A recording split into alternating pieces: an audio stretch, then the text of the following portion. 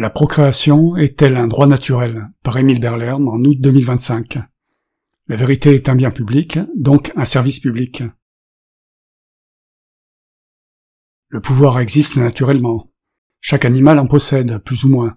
Les humains, eux, ont développé leur pouvoir sur la nature et sur eux-mêmes de façon excessive, au point de mettre en danger les individus comme l'humanité entière. Les chefs, en s'appuyant sur le système féodal, ont consolidé leur domination, et ce n'est que par des révoltes et des révolutions que les citoyens ont pu limiter ce pouvoir et imposer un cadre, leurs droits, les droits humains. Le droit est ainsi une invention humaine destinée à contrecarrer et restreindre le pouvoir des chefs. Pourtant, au XXIe siècle, nous restons partout sur la planète, soumis à des systèmes de type féodal, paysans ouvriers, police armée, dirigeants. Le risque demeure constant de subir des chefs manœuvriers, et de nombreux peuples en souffrent sans parvenir à s'en libérer. Les chefs ne devraient détenir que le pouvoir que le peuple leur accorde. Mais comment les empêcher d'en prendre davantage quand abuser du système leur permet de s'en affranchir, et qu'il est toujours plus facile d'agir seul que pour une masse de se coordonner? La procréation est-elle un droit naturel? Non. Il n'y a pas de droit naturel, il n'y a que du pouvoir. Mais il n'en reste pas moins que nous avons inventé les droits fondamentaux, plus ou moins acceptés sur toute la planète avec le texte des droits de l'homme. Le droit est entièrement et uniquement humain. Si les droits fondamentaux s'appliquent aux droits procréatifs de la femme, alors ils doivent aussi s'appliquer à l'être qu'elle désire procréer, et que son utérus va fabriquer. Si tout se déroule correctement, cet être deviendra une personne par extraction du corps de sa génitrice. Mais il faut rappeler une évidence. L'être fabriqué n'a exprimé aucun désir d'exister. Le droit doit tenir compte de ce fait. La procréation est à la fois naturelle et artificielle. Naturelle comme la soie que l'araignée produit avec ses glandes séricigènes. Artificielle comme le piège qu'elle en fait. Mais contrairement à l'araignée, l'être humain est capable de réflexion, et la femme en particulier porte cette responsabilité.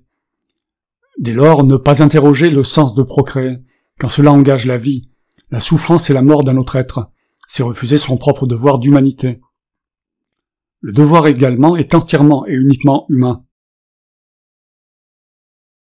Si la société établit des lois sans reconnaître qu'elle a fabriqué des individus pour son propre fonctionnement, en laissant à ceux qui détiennent le pouvoir naturel de fabriquer des enfants la liberté de le faire sans limite et sans l'accord des êtres ainsi fabriqués, peut-elle honnêtement nier que ces individus ne lui doivent absolument rien? Bien au contraire, ce sont la société et les fabricants qui leur doivent tout. Reconnaître ce fait bouleverserait la perspective.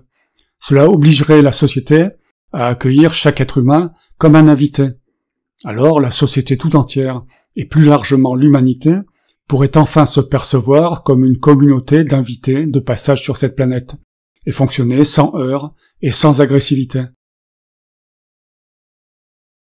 L'égalité apparente de chaque être humain, fabriquée et placée devant le fait accompli d'exister, ne doit pas masquer que la société, vieille de milliers d'années, détient le pouvoir. Tout nouvel entrant y arrive démuni. C'est une fausse égalité, car l'humanité ne se trouve pas ensemble sur la même ligne de départ de l'existence. La hiérarchie est déjà en place avant la naissance de chacun.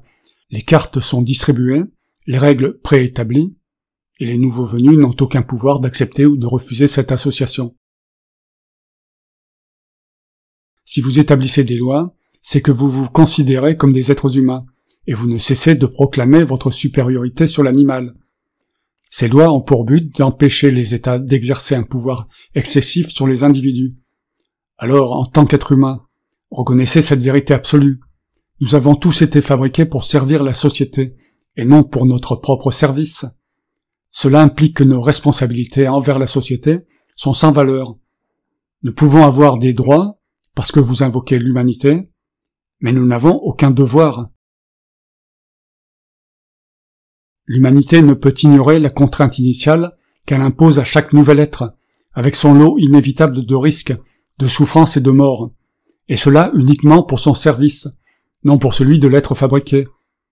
Elle ne peut proclamer que la servitude le chantage ou la mise en danger sont interdits, et l'oublier lorsqu'il s'agit de fabriquer une personne condamnée à les subir, simplement au nom des besoins de pérennité de la société, de son PIB, de son territoire, de sa puissance ou de sa culture. Tout droit qui ignore la contrainte d'exister ne pourra jamais être pris au sérieux. Il engendrera inévitablement des revendications et même, paradoxalement, un droit à la vengeance au nom de nos propres droits, puisque l'esclavage, le chantage ou la mise en danger en découlent. Madame, vous ne voulez pas être violée. Alors pourquoi violez-vous votre enfant? Ne l'avez-vous pas contraint à franchir votre vagin? Non, la procréation n'est pas un droit naturel, mais un pouvoir naturel que les humains sont capables de contrôler. Exercez ce pouvoir avec responsabilité, madame. Soyez humaine. Ne fabriquez ni souffrance ni mort. Avez-vous songé que vous allez imposer à votre enfant votre propre handicap de vieillesse pathologique et votre mort, sans jamais assister aux siennes? Enfin, Émile Derlerne. L'obligation d'exister implique l'innocence d'exister en permanence, ce qui est vrai pour les moutons comme pour les loups.